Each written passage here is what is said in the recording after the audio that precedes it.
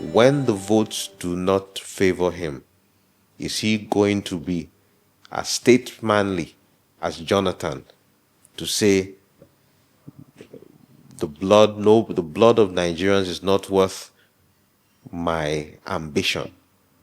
And that is what is going to make or mar this country. Let me put that on record, because that is the situation this president is going to face. Because I can tell you for free that the North is not going to be voting for this president. And when that occurs, where is he going to get the votes from? How is he going to make up the 25%? How is he going to declare victory when the votes don't tally? As someone who was part of the leadership of the Committee on Upstream in the House, and obviously part of the Ninth Assembly that passed the PIA, then I am quite informed about the issues at hand. Now, let me provide you with a background to this matter. Now, it has come to the fore, which I believe came to the knowledge of People's Gazette. Of course, you know how you media people sometimes use some catchy phrases, yes. So I would not say GBAJABIAMILA cornered 54 billion, but I'll explain what has happened and what some of us are trying to do to get to the bottom of the facts. So it has come to the fore that shortly after they came into government, the president, on the advice of the chief of staff, that's how the memo shows, asked the NUPRC to split their cost of collection, which is 4%, into 2.5% to be used by the NUPRC and 1.5% to be ring-fenced, that's how they put it, for a metering project that they decided they wanted to do. Now, here is the issue. First and foremost, the PIA is a statute, is an act of the National Assembly. It cannot be changed by executive fiat. The president cannot just make a pronouncement.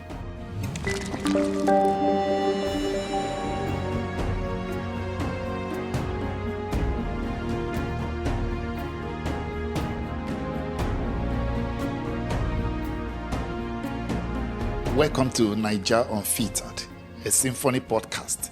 And our guest on today's edition of the program is a member of the House of Representatives, Gbillah East and Gbillah West Federal Constituency of Benue State from 2015 to 2023. And in 2023 was a senatorial candidate for Benue North on the platform of Labour Party. And during that period, he was also former deputy chairman of the House Committee on Petroleum Resources Upstream.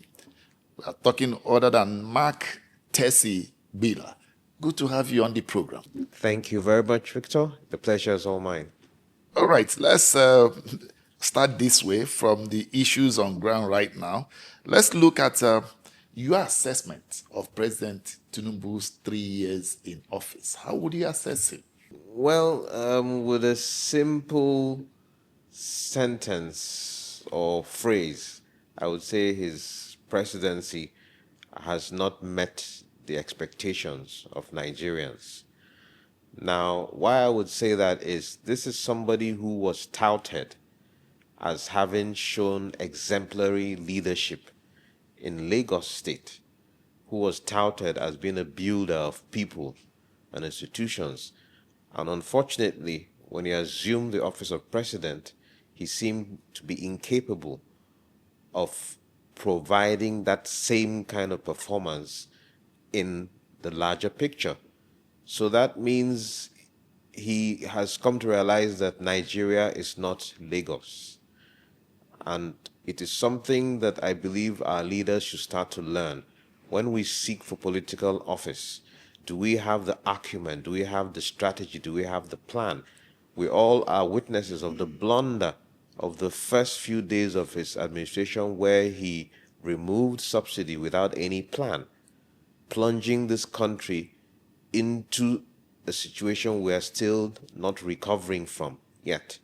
So in a simple phrase or sentence, I would say his presidency has not met expectations, and some would outrightly say that it has been a failure so far. There are a lot of promises he made, he hasn't kept. He made promises about power, he didn't keep it. He made promises about even paying for WAEC, he didn't keep it. We have a situation where, for the first time in the history of our country, we're running 3 budgets concurrently. And it's not as if payments have been made. For the first time, contractors are protesting, carrying coffins to the Ministry of Finance. I'm sure you have never seen that in the history of this country. But under President Tinubu's administration, we have seen that. We're seeing trillions of naira not being accounted for.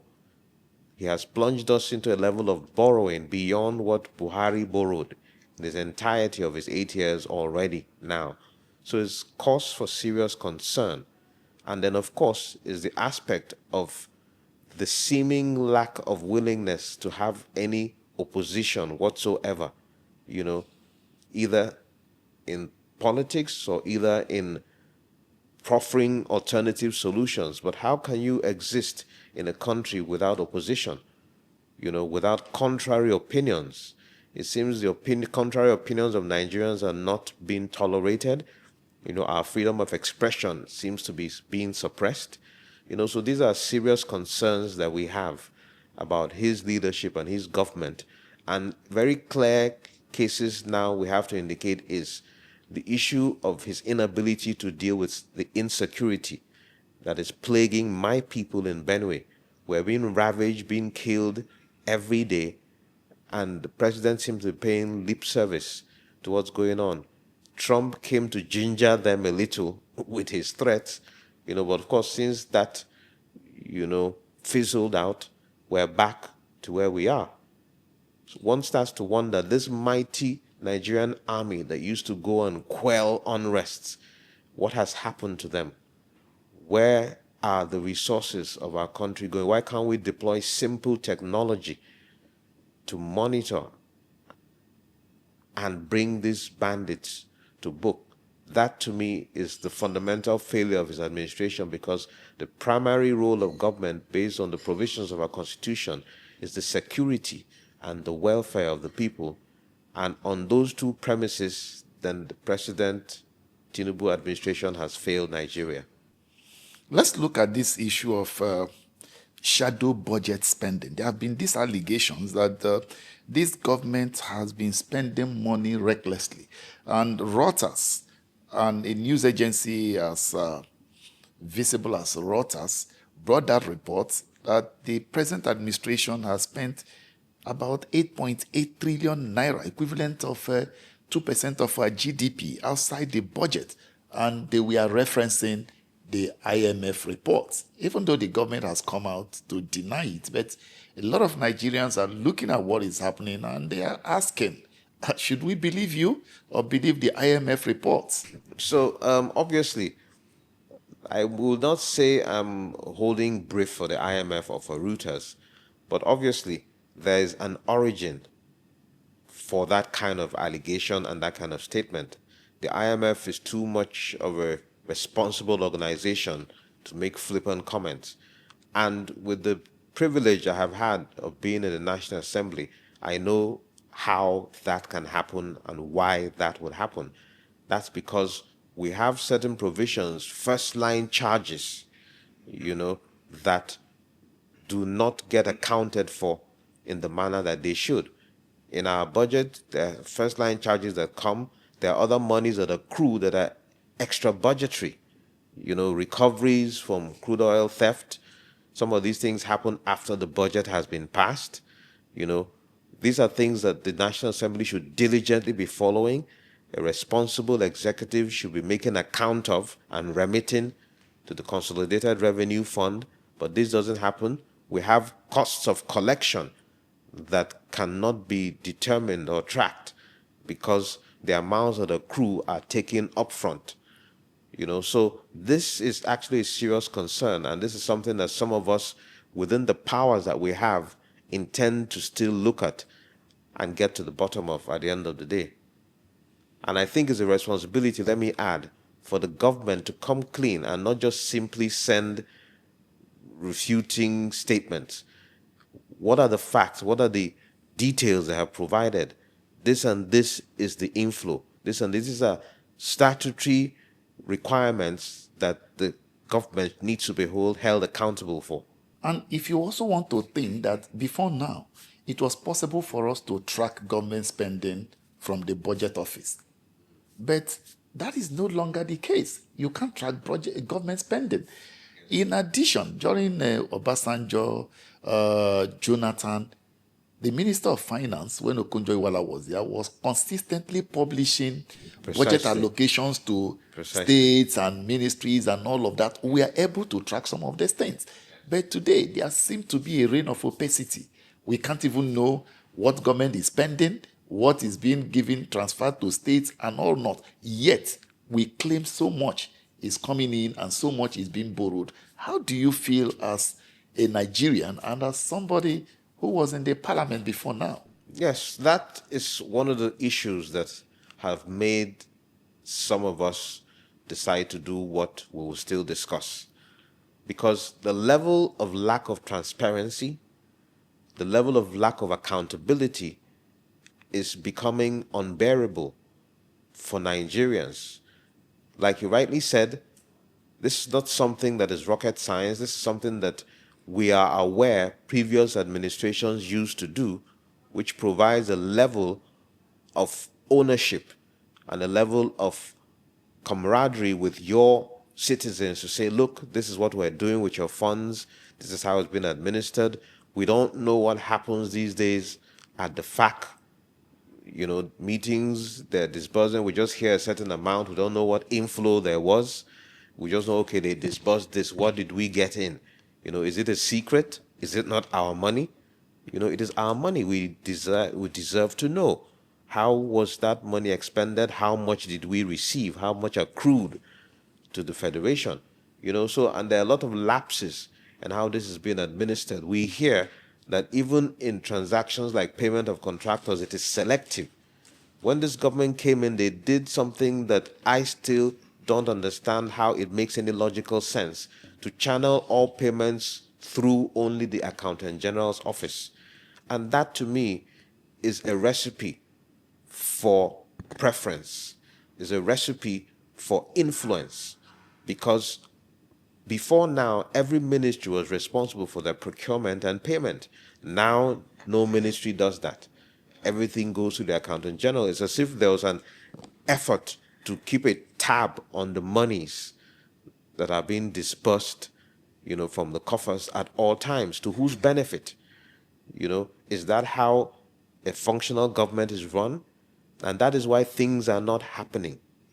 Because you have to go kowtowing to the Accountant General. Isn't that a source of corruption? Isn't that going to be a tendency for corruption?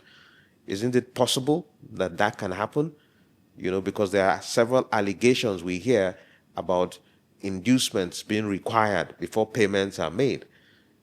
How true are these allegations? These are things we need to get to the bottom of. All right, let's look at one of the scandals rocking the presidency, and as a matter of fact, one that has put this country on a very, very terrible level. As a matter of fact, a lot of people are still trying to understand. That's the issue of the fake agency and quote and unquote fake director general.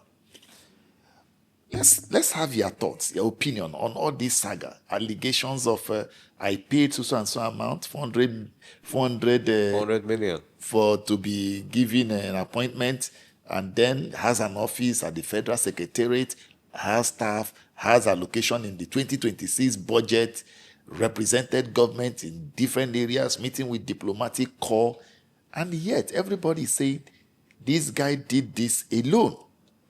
Just let's have your opinion on it.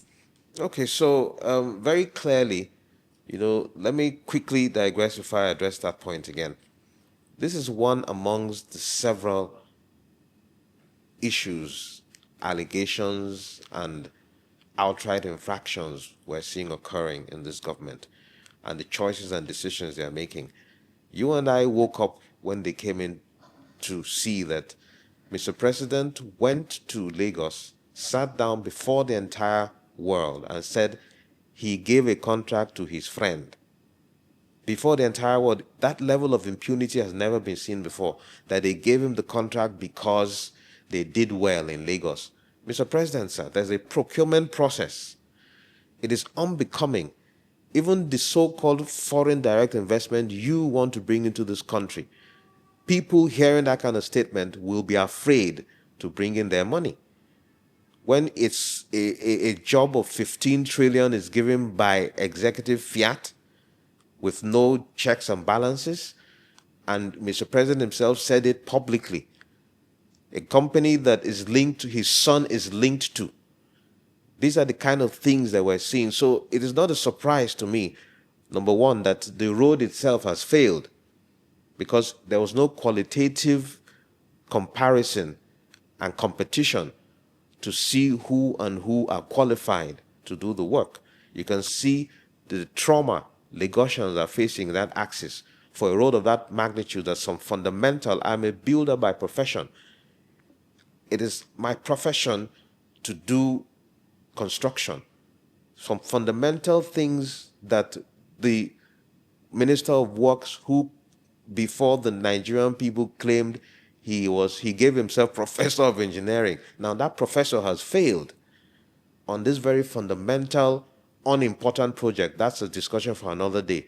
But now that brings me to what we're talking about here, that level of impunity with which they operate. That's how come this kind of thing can happen. How can you tell me, and to answer your question, it is not possible for him to have done this alone. And I don't want to be at risk of being said to be sub judice, so we're not going to dwell on the matter since, of course, it's in court, and the president has referred it to the ICPC, but I would clearly say that there's no way he would have been involved alone, and it was unbecoming, again, for Bayo Onanuga to come out and start to exonerate the chief of staff, our speaker, without the investigation being concluded. That means there is a bias. How are we sure proper due diligence will be done now? If you remember, before Mr. President's statement about investigation, Bayo Onanuga had already come out to say, no, there was nothing like that. They gave a statement and all of that. So how are we sure that due process will take place? So it's important for us to get to the root of the matter. As someone who has been in legislature, it is not possible for that individual alone to have put money in the budget.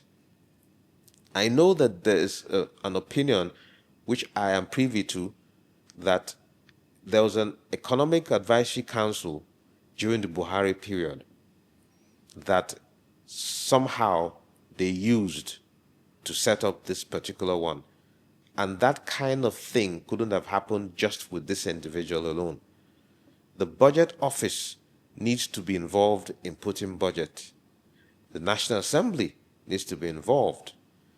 The Ministry of Finance needs to be involved. So, in all of that, how did this get passed without any red flag being raised? How did he open an account in the CBN? How did the Accountant General let that happen? If we were in saner, more civilized rule of law climes, right now a couple of individuals should have resigned, because this is the highest level, the very highest level of incompetence and compromise that can happen in a government. At that level, an agency with money appropriated, with an office in the National Secretariat, carrying out public advertisements, meeting with ambassadors, shaming our country. You can imagine the reputation of our country now is in disrepute, is in shambles, because those ambassadors now will go back and report to their countries that these Nigerian people, they just carried us to somewhere and they say the person is a fake agency. How did that happen? How did he get an office in the National Secretariat? How did he open an account? Why is the Accountant General not tendering a resignation? Why are other individuals involved not following suit? How can the CBN governor explain that a fake agency opened an account with them. Although there are claims that they said they didn't open an account, but we will find out. The Accountant General has not come to say it's not true. I think it's the CBN that was making some claims about that, but the investigations will reveal what the truth is. But the bottom line is, even the mere fact that there is a line item in the Appropriation Act for that agency is a huge indictment on this entire administration as a whole. That means Nigerians can't even trust what is in that budget. Obviously, and it's a big and huge embarrassment on our collective sensibilities and, of course, as a nation. And how do you see the president setting up, directing the ICPC to probe this matter without directing those who have been fingered or accused to step aside? Do you foresee fairness? Do you foresee a thorough job be done? Because even the man himself, before he was arrested, wrote to the president and said, one, his life is in danger. Secondly, he's also said he does not foresee fairness because the ICPC reports to the presidency. And anybody with a semblance of high-profile office at the presidency can influence anybody in any agency in this country. So how do we respond to the president not thinking in that light? So, you see, this is why, and if Mr. President would like to know, some of us would advise him he needs to get members of the opposition to be his advisors. You know, not sycophants, not charlatans, not those who are unable to tell him the truth and advise him, because I believe that that is going on a lot now. But when the opposition also move to advise the president, they become sycophants as well. No, but We if have a good example. well, if they do it and are able to tell him the truth and counter, it's not to say you're opposition and you go to start siding what is doing that is wrong. If the president does something that is correct, obviously, you will not say it is wrong because you are opposing, but you will oppose when it is wrong. And one of the things that is clearly wrong is the fact that how can you instruct that ICPC perform an investigation when your media spokesperson has already come out to say this person is innocent of these allegations? Wherein lies the fairness? Because a position has already been taken. He should have called that media person to order. And like you rightly said, again, like I always say, in saner climes, those individuals should have stepped aside to allow a proper investigation. But you can see that they're still in office, even being given appointments into other very strategic positions. How can we trust that the outcome of the investigation will be fair and truthful? And that's where the ICPC now needs to rise up to the moment.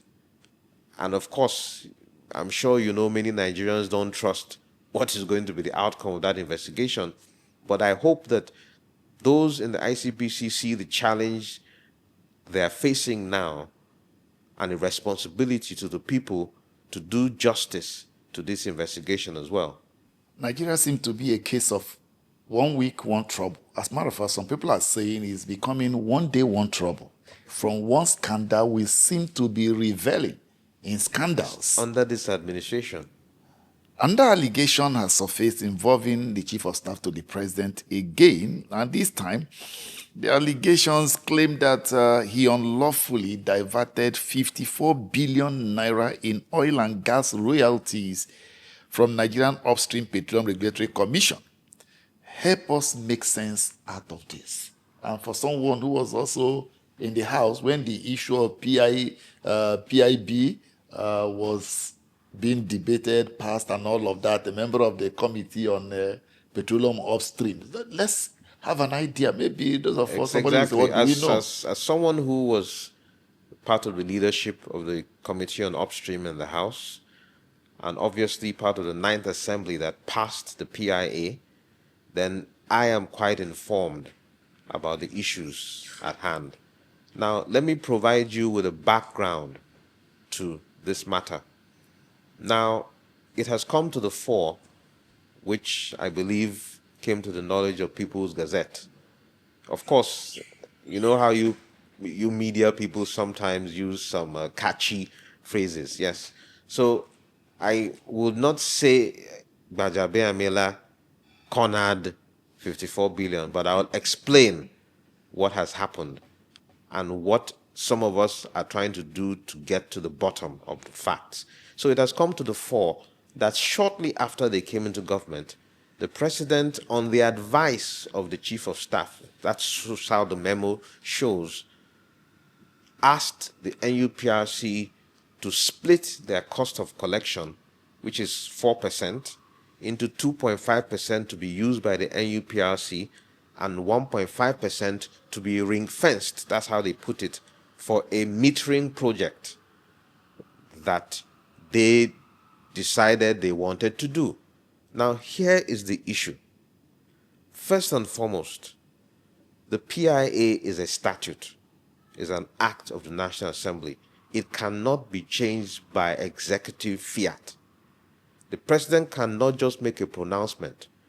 Even though the 4% that is indicated there is not in the act. This is one of the lacunas in the PIA. This is one of the failures of our assembly, because even then we had issues of wanting to pander to the executive. So a lot of times you see when we're considering bills, they say carried.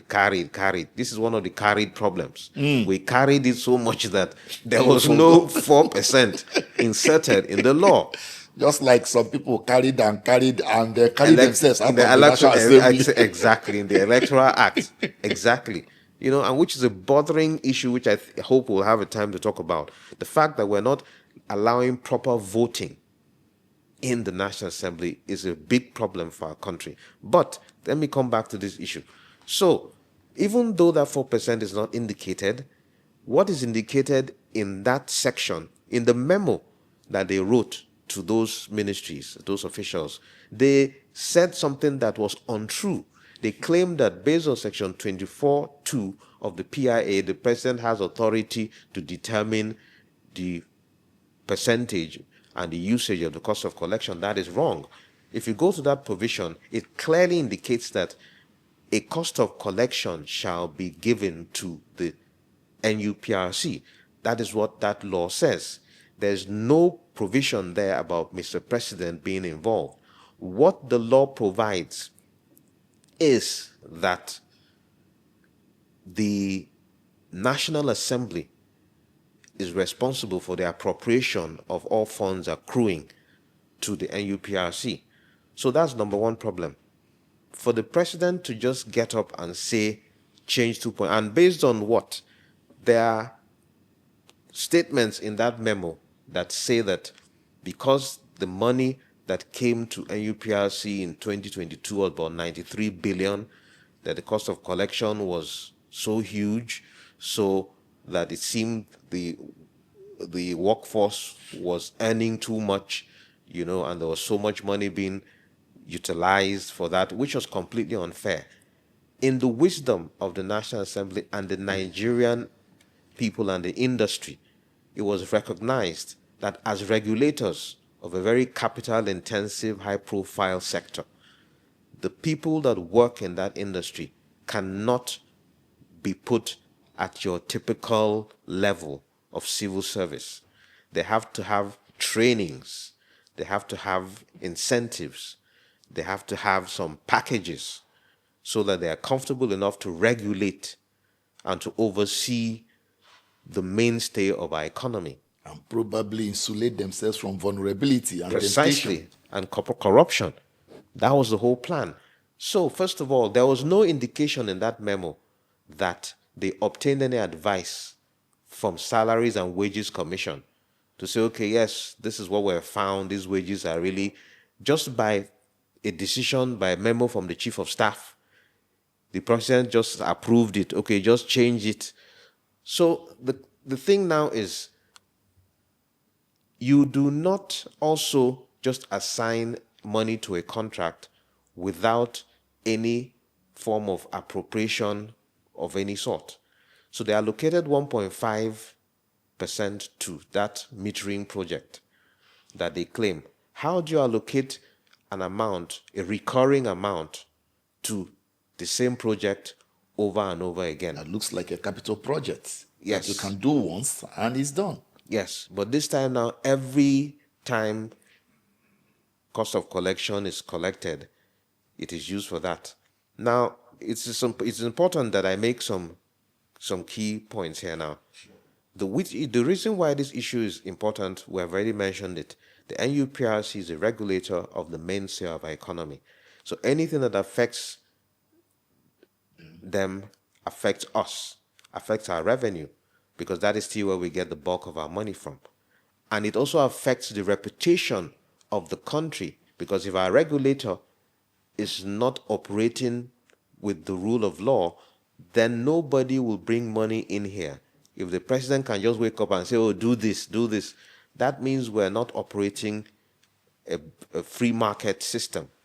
We're not operating by laws. That's why the PIA was made, to guard against such actions. But this president came in and took actions that are clearly, in my own opinion, outside his powers. So in legal parlance, they are ultra-virus, the actions that he's taken. And of course, I am now part of a group of legislators who have recognized that, and non-partisan, by the way, who have recognized that there's a veritable tool called the Freedom of Information Act that many of us as Nigerians don't realize and we have not been utilizing to hold our government to account. We agree, yes, a lot of Nigerians will say, will they respond? Will the judiciary? But that's why we want to test the system. We want to pursue this to the very end. And with regard to this matter, we have deployed through our legal counsels freedom of information requests to the Office of the Chief of Staff, to the BPP, because any such procurement should have a no objection certificate. We have sent it to the Budget Office, who should tell us, was there any budgetary provision for this contract or for this splitting of the money? We have sent to CBN. I'll tell you what CBN responded. They are the only ones who have responded so far. We have sent to Ministry of Finance and UPRC themselves, then the authority, because recently, again, there are allegations that 1% of that 1.5% has now been sent to the authority. Again, there's no statutory provision for that. It's as if our Commonwealth, some individuals are just sitting and sending it where they want to. At their whims at and their caprice. whim and caprice. And I want us to realize that we're a country of laws. We have laws. And if our leaders don't appreciate it, some of us are concerned about our posterity. We want our children to have a country. That's why I've not left the country. I believe in my country, and I need to hold this government to account. So our decision is, we would hold the government to account. And we want Mr. President to know, we want his Chief of Staff to know, that even if they leave office, we will have a record of this, and we will prosecute them at that time.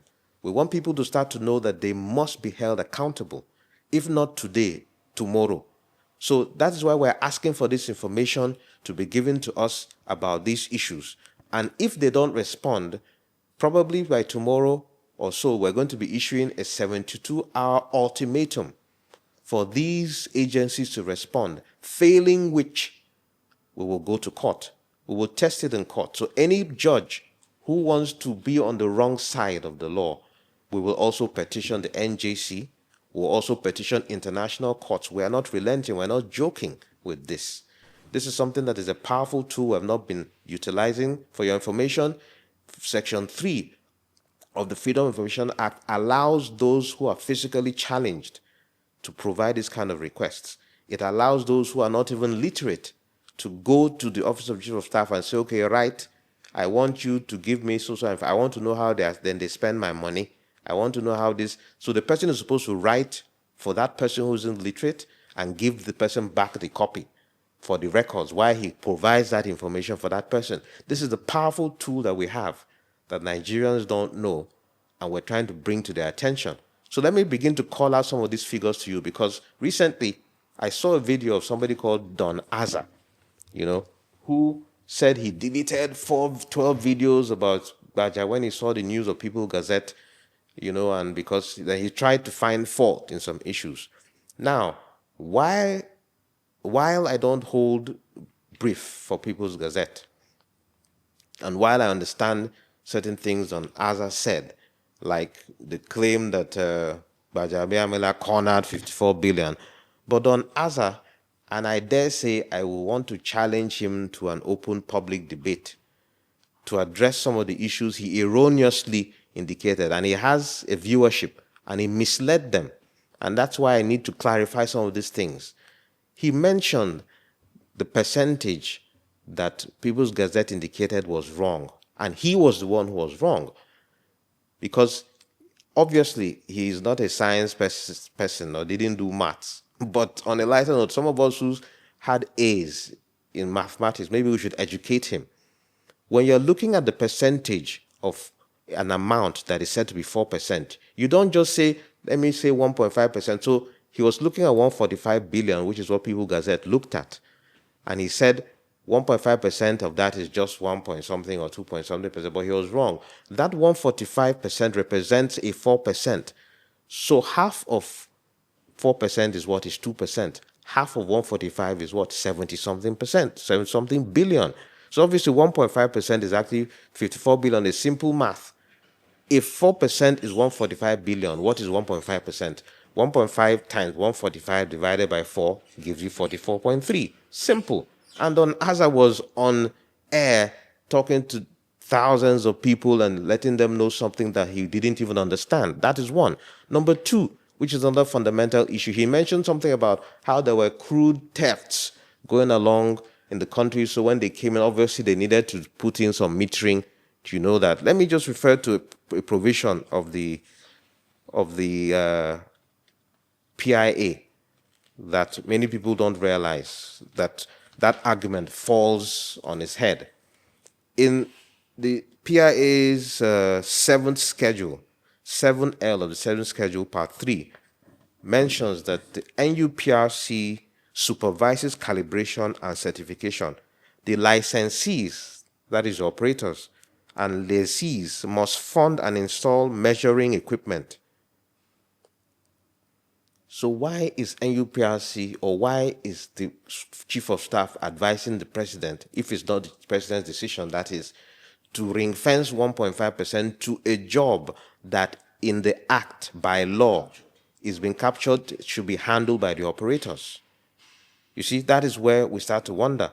And then in that memo, they now said that the procurement, that they will now do this ring fencing in line with the Procurement Act. The Procurement Act must first of all stand on a legality before you can start to operate it. You can't start on an illegal or unlawful background and then say subject to the Procurement Act. But even then, the question we're asking, which is part of the Freedom of Information request we have sent, is give us details of the procurement process. How did you arrive at this project? What is the magnitude of it?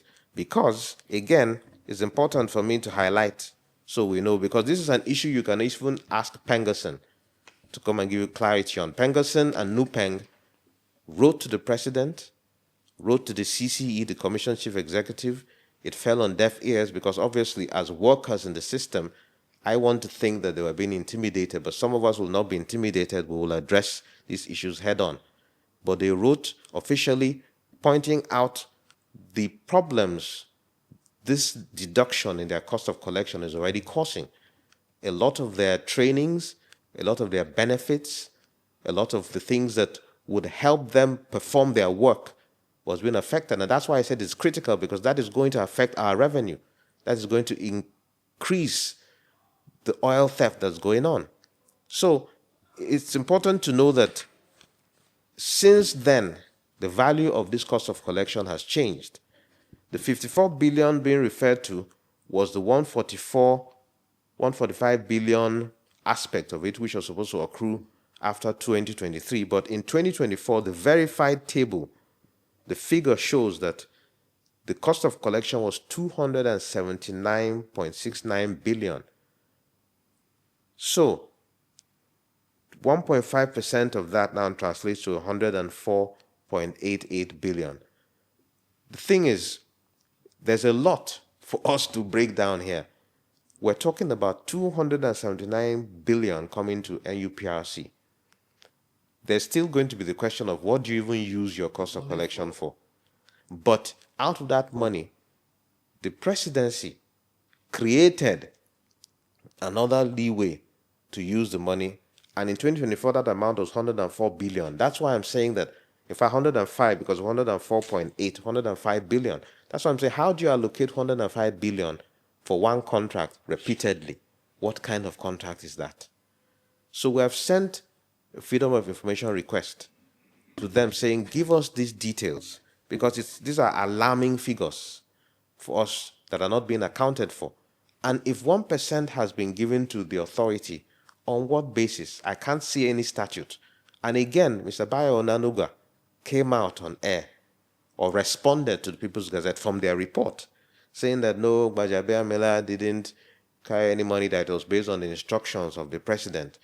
So, Mr. Onanuga, sir, so if the president instructs unlawfully or against the statute, do you just obey without advising him? Which is why I said earlier that perhaps Mr. President needs opposition advice, who will say, no, sir, this is not in line with the law. And I challenge Bayo Onanuga, I challenge my speaker, the chief of staff, let us sit down to an open debate. Let them show me those statutes, because I have my statutes. I was part of those who enacted the PIA. I know the details. I know the regulatory functions of the NUPRC. I know the limitations of the powers of the executive in sections 4 and 5, legislature and executive, in sections 80 and 81. The clear provisions for the powers of the National Assembly are there. Appropriation in NUPRC of NURC funds is part of the National Assembly's powers. It is not in the president's power to instruct that this thing that has been already established by law should be changed. Then that means we're now a military dictatorship. We're no longer a democracy. We're no longer observing the rule of law, if that is what is going to happen. And again, it is important to point out that even when you see the balance, there's an undisclosed 0.5% from these monies I've said now. We're asking, where is even that one too? Because that one, as at this last count of the amounts I'm saying, that one too, over the last couple of years, amounts to about, in 2023, it was about 14 billion. In 2024, it was 35 billion. You know, so these are money just hovering. So you can now understand why Reuters and these people are concerned, because these are monies that are seemingly untraceable. And the law, again, the PI says, any other amounts from this cost of collection that are not utilized are supposed to be remitted back into the Consolidated Revenue Fund. So I'm just asking, give me information. So, like I mentioned, the CBN responded to our Freedom of Information request. And they responded with a technicality, with what I consider to be an excuse. They said that because we use the word CTC, that the CTC is under the Evidence Act, that it is not under Freedom of Information Act. The president, again, recently gave, from what we found out, an executive order 9, that again, by fiat, wants to change the usage that we put in the Act of the Frontier Exploration Fund. 30%. In fact, if I tell you what that amounts to, it's in billions of dollars. 30% of what comes to the NNPCL was supposed to be channeled towards frontier exploration so that we will unearth other sources of oil so that we can exploit it quickly before it goes out of vogue, because we are being challenged with renewable energy sustainable energy solutions every day. You can see the advent of electric cars. We're still depending on oil, which will soon not be an issue. So that amount too was enshrined in the PIA. But again, we heard that Mr. President, by executive order, gave the directive that that money should now be paid into the, the federation account. We're wondering, are we a country of laws any longer? Can an executive order supersede an act? I ask any senior advocate of Nigeria, I ask the Attorney General of the Federation, is he part of those who, and incidentally, and this is something Nigerians should know, when I checked the database of the Attorney General, I only saw Executive Order 1 to 8. That Executive Order 9, we have not seen it. It's not there. So I'm not saying it's not there. Maybe they have not uploaded it. But we want to ask for the details of that too. Let us know the details. Let us start to hold these our leaders to account, to know that we're not dullards. Nigerians are the brightest, most intelligent people. It's when we leave our country, we perform better outside in systems, under laws, under guardrails that work. But when we come to our country, anything goes. And we're saying that that is not proper. So this particular issue that People Gazette raised is a fundamental issue. It occurred because Bayo Onanuga, from his statement, has confirmed it. But his claim was that, no, the president had the authority. So we're saying, and I'm challenging him again, and my speaker, the chief of staff, who I should have believed knows what the PIA says, to have advised the president otherwise. But since they didn't do that, we want to let them know that some of us believe something was not done correctly, and we want to get to the bottom of it. So we are not saying he diverted anything. We're saying that the president's directive was ultra-virus, beyond his powers.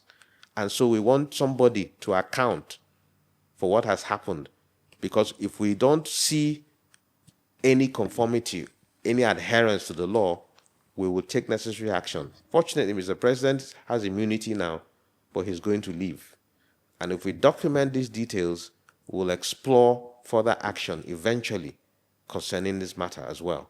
All right, because what we are seeing now is like, for instance, customs has 4% cost of collection. So is it possible for the president to be advised or through executive order to now say that 4% of cost of collection by customs should be reduced to 3%, and then 1% should be channeled to somewhere else? Is it possible? It is not possible. And then what is the National Assembly doing in all of this? Even if they can't put the president under pressure, can't they say, Mr. President, this is not possible because it is a law? Thank you. You see, this is why you see some of us are having to do this now. Because we have waited, we have watched, we have been patient. But every day we see the hallowed institution that we're part of being rubbished and not living up to the expectation of the Nigerian people. First of all, I am not even aware if they even know this happened. So let me just give them that benefit of doubt. But even if they knew, from what I have seen with voice vote being used to pass electoral act, something so critical, with loans being approved at the spur of the moment, I am not sure that they have shown any willingness to hold this executive to account for what they're doing, because this is a usurpation of their powers directly. This is what it is. The law clearly indicates that the utilization of those funds that accrue to NUPRC are subject to appropriation by the National Assembly. How many times have they done that? I was the one in the last assembly who raised the matter when the chief of staff then was the speaker, to say and remind the National Assembly and the Nigerian people at that time, because it wasn't even happening, that the CBN governor, and I don't even think it's happening now, is supposed to periodically come to the committee of the House and explain their financial and fiscal policies and actions to them, for them to give approval or otherwise about those actions. This was not something that was being done. I'm not sure you have heard of it anytime since they came into power. And these are extant provisions of the law. Let's look at the latest Transparency International Corruption Perception Index. Nigeria is ranked 142, 2025 report, 142 out of 182 countries sampled. And if you look at 2024, we just made 26 points. 2025 static again. We didn't move anywhere. As a matter of fact, we even dropped. How do you look at all of this in the light of these scandals, in the light of these allegations? What does this say about the image of the country, about the economy, about all these so-called trips to woo foreign investors? What did this kind of perception mean to the people we are trying to talk to come and invest in Nigeria? Thank you. Now, I can assure you that all these, first of all, what tangible foreign direct investments can they tell us have come out of the several trips of Mr. President and several others across the world? It's because of this same issue that they do not trust our judiciary, they do not trust our executive, they do not trust our systems. If the government wants to begin to attract such investment, they need to start to show transparency. They need to start to observe the rule of law. They need to hold the judiciary accountable. How can you say that you want to carry out an investigation and your media person has already made a pronouncement about it? How can our transparency index improve, sir? In this Freedom of Information Act we're pursuing now, this is another opportunity for the government, because Transparency International will be involved. They'll be looking. If the government has nothing to hide, we're making a request, Mr. President, sir, my Speaker, Chief of Staff, whoever is involved, give us that information. Let us look at it. This is the way to change our transparency index. These guys want this over here. Okay, take this. This is what happened. This is what happened. If they don't want to give us, then obviously there's something to hide.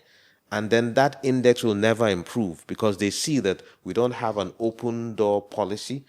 We don't have a transparent way of doing things in our country. So, and these are things that are working to our disadvantage as a nation. These are things that are shameful to some of us who are exposed to other climes and see how development is being pursued, and who see our own people being carried out, who live in our country, intellectual, let me call not capital flight anymore, but intellectual flight. That is why we're being rubbished in South Africa, because our people are running all over. Meanwhile, the South Africans are making money in our own country. Let's look at the Nigerian Senate has twice now rejected an independent probe into these allegations, especially this fake agency allegation. They rejected independent probe into this matter. What's their thoughts on the 10th Assembly? Well, it's unfortunate, again, like I said, that they would be opposed to that, because, you see, again, I said, anytime there's something to hide, these kind of things occur. Otherwise, there's nothing to hide. They should be championing an independent probe. Even if they want to say, oh, the matter is in court, we don't want to be sub judice. No, the idea is the independent probe is going to be something that will allow an unbiased and unofficial influence in the process. And I do not believe that that will be in violation of the ongoing court case, because the legislature has its own powers as well of investigation. There are limits to what they would get involved in, but it is their statutory responsibility to do so. But this again is a reflection of what I said previously, of how the 10th Assembly has fared in this, under this administration, where, like I said, the president of the Senate comes out to sing support for a president. That is embarrassing. That is unbecoming. That is in complete disregard of the hallowed and nature of that institution and the sanctity with which it should operate. Where a Senate president comes out, I'm sure you saw him commissioning project. So who oversights that project? Ask me, sir. The National Assembly is the assembly for the FCT. But the Senate is going to commission projects you have already approved without checking. Is it well done? Was it done well? Sometimes when we play politics, we should look at the optics it's giving our country. So these people were claiming we want to get investment from. Do you think they're not seeing all of that? They're seeing it. They're knowing that these guys are jokers. These guys are not operating in a proper system. So these are things that have completely rubbished the image and reputation of this 10th Assembly. And it is important that those involved need to sit back and remember posterity will remember them for today, for now. How do they want to be remembered? There was a Henry Nwosu. You see the whole issue about whether he should... Humphrey Nwosu, thank you, sir. You see the whole back and forth over whether they should be recognized and all of that, because everybody remembers with infamy what occurred during that period. For some of us, it matters to us because this is what our fathers taught us. This is how we were brought up. Your name, your reputation is important, more important than money. But it seems in our country these days, these values don't matter anymore. It's about sycophancy, it's about subservience, it's about loyalty, loyalty against the general good for the benefit of a few people. So in my own opinion, the National Assembly at the moment has failed the Nigerian people in terms of their core responsibilities. It's not just about passing bills or, some of which obviously will not see the light of day because they're even political in the first place. Bills that are critical to the Nigerian people, you don't address them. We have controversies over clauses that suddenly they stand up in the Senate to want to change. The Electoral Act, it is the hue and cry, the outcry of the people. You go back, you now amend it with a proviso. Come on. And now the other day we also heard the Senate president talking about revisiting the Electoral Act following the outcry over the number of members of the National Assembly that who are not return. coming back. Thank you. But a lot of Nigerians seem to be happy because you were there when all these things were happening. Precisely. You were busy singing on your mandate. On the mandate, then, not thoroughly looking at clause-to-clause analysis of some of the provisions. Thank you. That's what is the carried approach I'm saying. We're not being allowed to provide intellectual contributions, utilize our acumen to check. They sit down, decide on what they want to drive, in the act, and then come and try to cajole the people. I commend at least the members of the opposition who stood up, those who walked out. At least that tried to restore some reputation for the National Assembly, and I give kudos to them for doing that. Let's look at between the judiciary, the National Assembly, the Executive, media, these three, who do you think poses the greatest threat and danger to our democracy right now? The judiciary. Why do you say so? I say so because, the very essence of law, of justice, that's the word, of justice is fairness. And the judiciary have been given responsibility almost akin to what God himself gets involved in. And that is how important that is to the development of our country and our democracy. Where the judiciary itself is compromised, then our democracy is compromised and is dead. And that is where we're teetering at the moment. We're teetering on the precipice of a failed state because of the lack of confidence in our judiciary. because of the pronouncements some of us have seen and heard that clearly show a concern about bias and extraneous influences on our judiciary.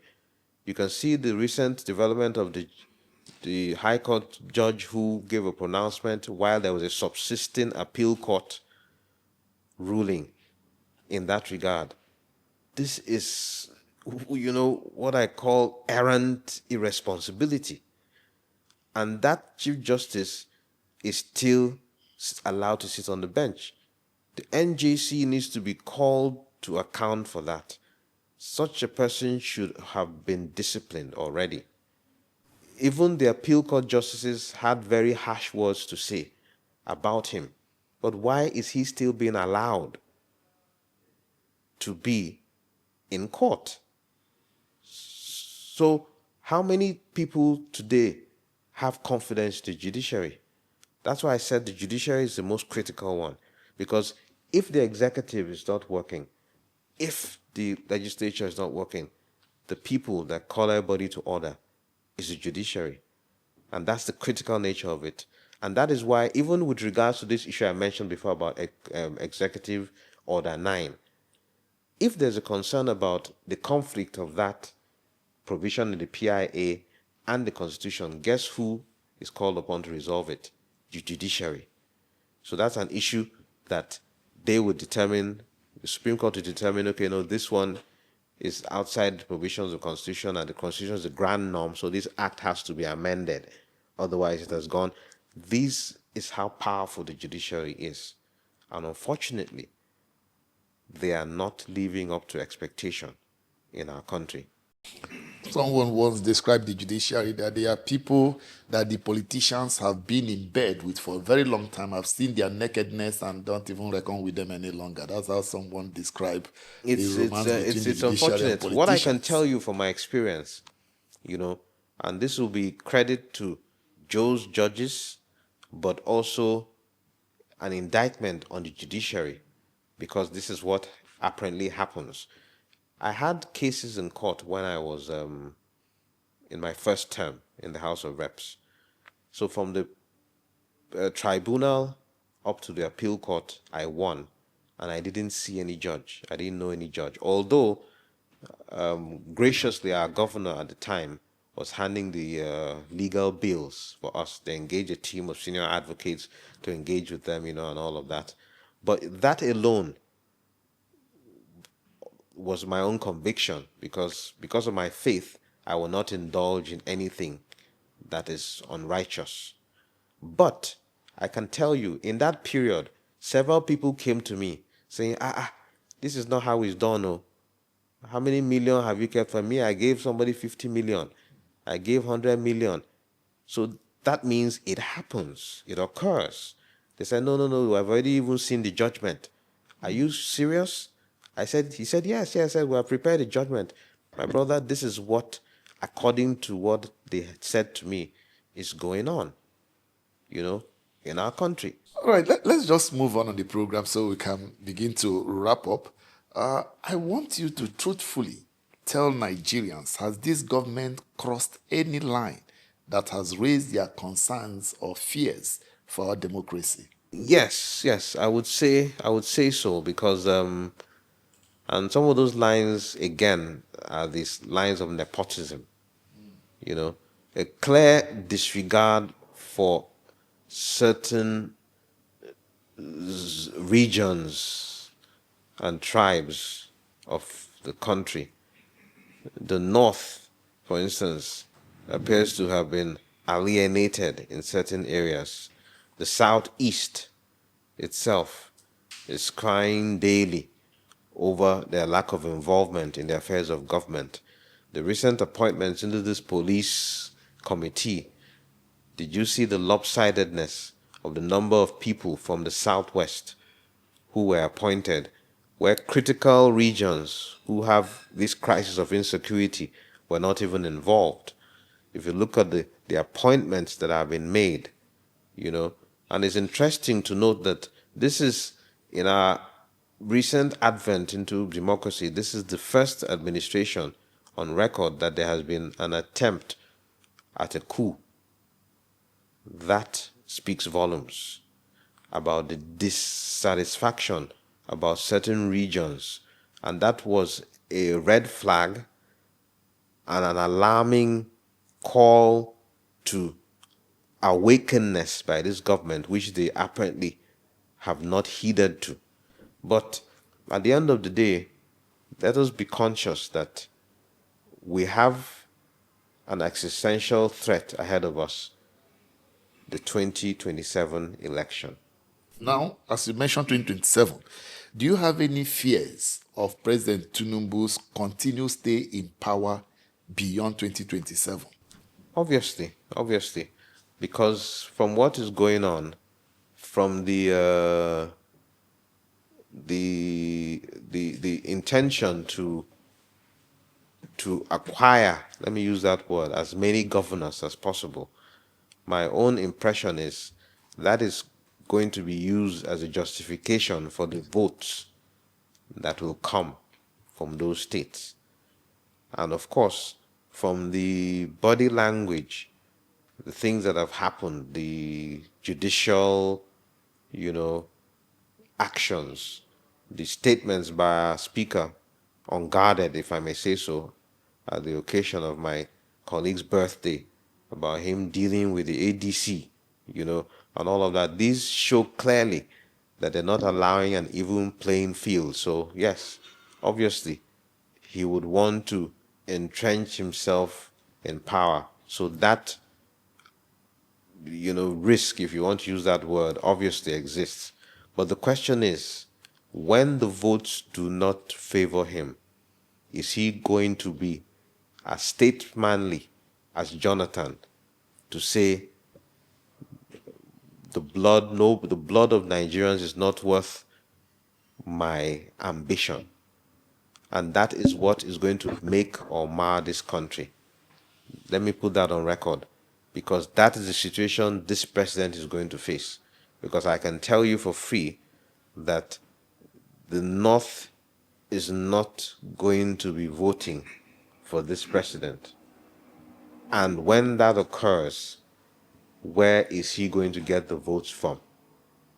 How is he going to make up the 25%? How is he going to declare victory when the votes don't tally? Is he going to force it down, or is he going to now start to work on the North before then? If they're listening to me, they know I'm right. But they don't seem to be concerned or making the overtures.